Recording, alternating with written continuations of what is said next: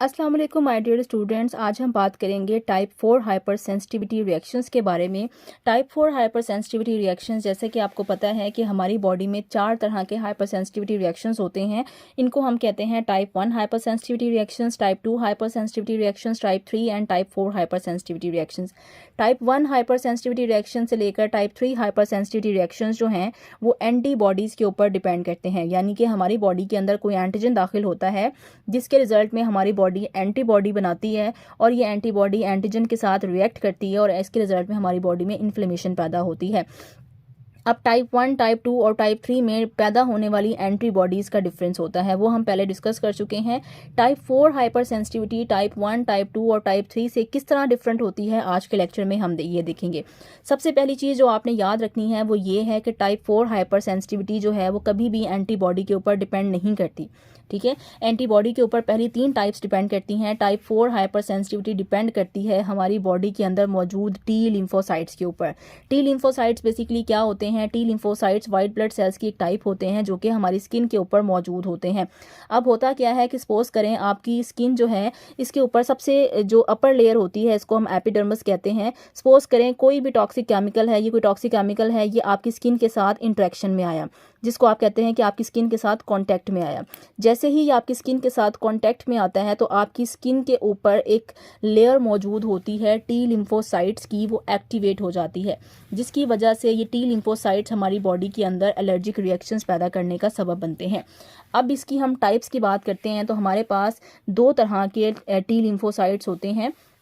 एक को हम कहते हैं CD4 टी सेल्स, एक को हम कहते हैं CD8 टी सेल्स। ठीक है, तो क्योंकि हाइपर सेंसिटिविटी जो टाइप 4 है वो हमारे पास लिम्फोसाइट्स की वजह से होती है, तो लिम्फोसाइट्स हमारे पास 2 तरह के हैं। एक है CD4 सेल्स, एक हमारे पास हैं CD8 टी सेल्स। इनकी वजह से जो रिएक्शन होता है उसको हम कहते हैं डिलेड हाइपर सेंसिटिविटी, और CD8 सेल्स की वजह से जो रिएक्शन हमारे पास होता है उसको हम कहते हैं डायरेक्ट साइटोटॉक्सिसिटी। ये आपने बड़ा इंपॉर्टेंट कॉन्सेप्ट है, ये याद रखना है कि जो CD4 सेल है इसको हम डिलेड इसलिए कहते हैं कि जैसे ही कोई केमिकल हमारी बॉडी के साथ अटैच होता है, कॉन्टैक्ट में आता है, वो अगर हमारी बॉडी में मौजूद CD4 सेल्स के साथ इंटरेक्ट करेगा तो उससे जो रिएक्शन होगा या जो सिम्टम्स होंगी एलर्जी की वो देर से जाहिर होंगी। उसकी वजह मैं आपको बताती हूँ कि क्यों देर से जाहिर होंगी, इसलिए हम इसको डिलेड हाइपर सेंसिटिविटी कहते हैं।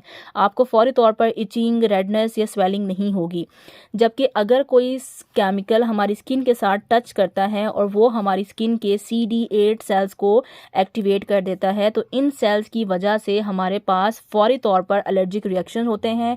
फौरी तौर पर हमारी बॉडी के अंदर जो है वो जो एलर्जिक सिम्टम्स हैं, फॉर एग्जांपल रेडनेस है, इचिंग है, स्वेलिंग है, वो प्रोड्यूस होती है।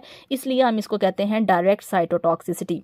अब इसको डिलेड क्यों कहते हैं, इसको डायरेक्ट क्यों कहते हैं? इसको डिलेड इसलिए कहते हैं कि जो CD4 सेल्स हैं ये खुद से एलर्जिक रिएक्शन पैदा करने की सलाहियत नहीं रखते, ये दूसरे चीज़ों की मदद लेते हैं, लिहाजा इनको मदद लेते हुए बहुत सारा टाइम लग जाता है और रिएक्शन शो होने में देर हो जाती है।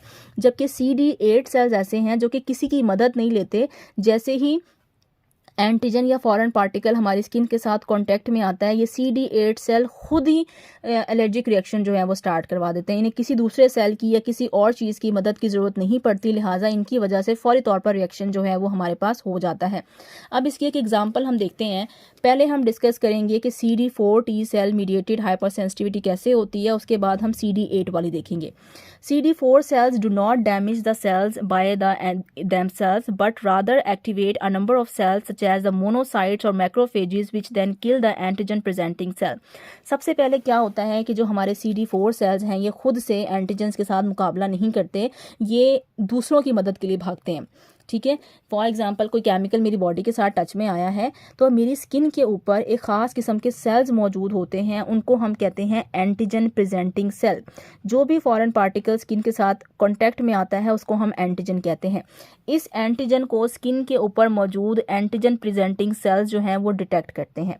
ठीक है, ये एंटीजन प्रेजेंटिंग सेल्स, मैंने यहाँ पे लिखा है कि एंटीजन स्किन के साथ कांटेक्ट में आया, हमारी एपिडर्मिस जो कि स्किन की सबसे बाहर वाली लेयर है इसके ऊपर APC होते हैं जिसको हम एंटीजन प्रेजेंटिंग सेल्स कहते हैं। ये एंटीजन प्रेजेंटिंग सेल्स क्या करते हैं, इनको हम डेंड्राइट्स भी कहते हैं। ठीक है, ये इस एंटीजन को पकड़ लेते हैं। इसको पकड़ने के बाद ये इसको टी लिम्फोसाइट्स के पास ले जाते हैं। ठीक है। अब टी लिम्फोसाइट्स की हमने फिर 2 टाइप्स पढ़ी हैं, CD4 सेल्स और CD8 सेल्स। ये जब इसको टी लिम्फोसाइट्स के पास लेकर जाते हैं तो अगर उस दौरान ये जो एंटीजन प्रेजेंटिंग सेल हैं, अगर ये उस दौरान इंटरल्यूकिन 12 पैदा करते हैं, ये एलर्जी काजिंग सब्सटेंस है। अगर ये एंटीजन प्रेजेंटिंग सेल जिनके ऊपर एंटीजन मौजूद है, ये अगर टी लिम्फोसाइट्स तक पहुँचते पहुँचते एक केमिकल रिलीज़ करते हैं एंटीजन को मारने के लिए, जिसको आप इंटरल्यूकिन 12 कहते हैं, तो टी लिम्फोसाइट कन्वर्ट हो जाता है TH1 सेल्स में। ठीक है। दूसरा केस ये हो सकता है कि ये जो एंटीजन प्रेजेंटिंग सेल है, जब ये एंटीजन को उठाकर टी लिम्फोसाइट्स तक ला रहे थे, तो इस दौरान अगर ये सेल इंटरल्यूकिन 1, इंटरल्यूकिन 6 और इंटरल्यूकिन 23 रिलीज़ करते हैं, तो टी लिम्फोसाइट कन्वर्ट हो जाता है TH17 सेल्स के अंदर। ये आपने बात याद रखनी है कि ये जो एंटीजन प्रेजेंटिंग सेल्स हैं, ये जिस तरह का केमिकल रिलीज़ करेंगे, उस केमिकल की बेस पर टी लिम्फोसाइट 2 तरह से डिवाइड हो सकते हैं। अगर इंटरल्यूकिन 1 रिलीज़ करेंगे ये, तो टी लिम्फोसाइट्स किस में कन्वर्ट हो जाएगा, TH1 सेल्स में। अगर ये antigen presenting cell T lymphocytes तक पहुँचते पहुँचते ये केमिकल रिलीज़ करेंगे, तो टी लिम्फोसाइट्स किस में कन्वर्ट हो जाएगा, TH17 सेल्स के अंदर। ठीक है। ये दोनों किसकी टाइप्स हैं, ये दोनों टी लिम्फोसाइट्स की शेप्स हैं या शक्लें हैं। उसके बाद क्या होता है कि ये जो सेल्स होते हैं, ये एज अ मेमोरी सेल हमारी बॉडी के अंदर स्टोर हो जाते हैं। स्टोर होने का मकसद क्या है, स्टोर होने का मकसद ये है कि ये जो है इस एंटीजन प्रेजेंटिंग सेल के ऊपर जो जरासीम आया है, ये इसको डिटेक्ट कर लेते हैं और सारी ज़िंदगी के लिए इसको हमारी मेमोरी में महफूज कर लेते हैं, ताकि नेक्स्ट टाइम अगर सेम एंटीजन हमारी बॉडी में आएगा तो उसके लिए रिस्पॉन्स जो है वो प्रोड्यूस किया जा सके। अब अगर हमारे पास ये सिनेरियो मैंने इधर चलाया है और ये वाला सिनेरियो मैंने यहाँ पे स्टार्ट किया है। अब अगर जो हमारे पास एंटीजन प्रेजेंटिंग सेल था, उसने रास्ते में अगर इंटरल्यूकिन 12 रिलीज़ किया था, तो उससे TH1 सेल्स बन गए थे। ठीक है। टी लिम्फोसाइट किस में कन्वर्ट हो गया था, TH1 सेल्स में। अगर TH1 सेल्स बनेंगे तो फिर ये क्या बन कराएंगे, ये इंटरफेरॉन गामा रिलीज़ करेंगे। और ये इंटरफेरॉन गामा क्या करेगा, ये जाके मैक्रोफेजिस के ऊपर एक्ट करेगा। मैक्रोफेजिस क्या होते हैं, वाइट ब्लड सेल्स की एक टाइप होती है जिसको हम मोनोसाइट्स कहते हैं। ठीक है। ये मोनोसाइट जब ब्लड में होते हैं तो इनको हम मोनोसाइट कहते हैं। ये मोनोसाइट जब ब्लड से निकलकर टिश्यूज़ में चले जाते हैं तो फिर हम इनको मोनोसाइट्स नहीं कहते, इनको हम मैक्रोफेजिस कहते हैं। और मोनोसाइट्स हों या मैक्रोफेजिस हों, इन दोनों का काम होता है फैगोसाइटोसिस करना, यानी कि किसी भी चीज़ को हड़प कर जाना। अब क्योंकि इंटरफेरॉन गामा रिलीज़ हो रहा है, तो ये जाता है और हमारे जो मैक्रोफेजेस होते हैं, जो टिश्यूज़ के अंदर मोनोसाइट्स होते हैं, उनको कहता है आएँ और मेरी मदद करें। लिहाजा मैक्रोफेजेस मदद के लिए आते हैं, वो फॉरेन पार्टिकल को जो कि इस एंटीजन के ऊपर मौजूद था, प्रेजेंटिंग सेल्स के ऊपर मौजूद था, इसको खा जाते हैं। और जब वो उसको खाते हैं तो उस जगह पे रिएक्शन होता है और उस जगह पे आपको इन्फ्लेमेशन हो जाती है। दूसरा केस हमारे पास ये था कि जो एंटीजन प्रेजेंटिंग सेल था, जब वो एंटीजन को टी लिम्फोसाइट तक लेकर आ रहा था, तो रास्ते में उसने इंटरल्यूकिन 1, इंटरल्यूकिन 6 या इंटरल्यूकिन 23 रिलीज़ किया। जब उसने ये केमिकल रिलीज़ किए तो टी लिम्फोसाइट्स किस में कन्वर्ट हो गया, TH17 सेल्स के अंदर। जब ये TH17 सेल्स के अंदर रिलीज़ हो गया तो फिर ये क्या करता है, ये रिलीज़ करता है फर्दर इंटरल्यूकिन 17 और इंटरल्यूकिन 22 को। जबकि TH1 सेल्स क्या रिलीज़ कर रहा था, इंटरफेरॉन गामा रिलीज़ कर रहा था। जब गामा रिलीज़ हो रहा था तो किसके ऊपर कौन मदद के लिए आ रहे थे, मैक्रोफेजेस मदद के लिए आ रहे थे। आप समझे TH1 सेल जो है वो गामा रिलीज़ करता है, तो ये सिग्नल किसके लिए होता है, मैक्रोफेजेस के लिए। मैक्रोफेजेस भागते आते हैं मदद के लिए। अगर TH17 सेल्स ये वाले केमिकल रिलीज़ करेंगे तो इनकी मदद के लिए कौन आएगा, इनकी मदद के लिए मैक्रोफेजेस नहीं आएंगे, बल्कि मोनोसाइट्स आएंगे और न्यूट्रोफिल्स आएंगे। मोनोसाइट्स और न्यूट्रोफिल्स आपने वाइट ब्लड सेल्स की टाइप में पढ़ा था, वहाँ पे मैंने आपको बताया था कि इन दोनों का काम ये होता है कि ये फैगोसाइटोसिस करते हैं, यानी कि फॉरेन पार्टिकल्स को खा जाते हैं। तो मोनोसाइट्स आते हैं, न्यूट्रोफिल्स आते हैं साइट एलर्जी वाली जगह के ऊपर और उस जरासीम को या उस केमिकल को खा जाते हैं, फैगोसाइटोसिस कर लेते हैं, जिसकी वजह से वहाँ पे इन्फ्लेमेशन हो जाती है। तो अगर हम गौर करें तो एंटीजन जब बॉडी के अंदर आ रहा है, एज अ रिजल्ट क्या हो रहा है, वहाँ पे फैगोसाइटोसिस हो रही है।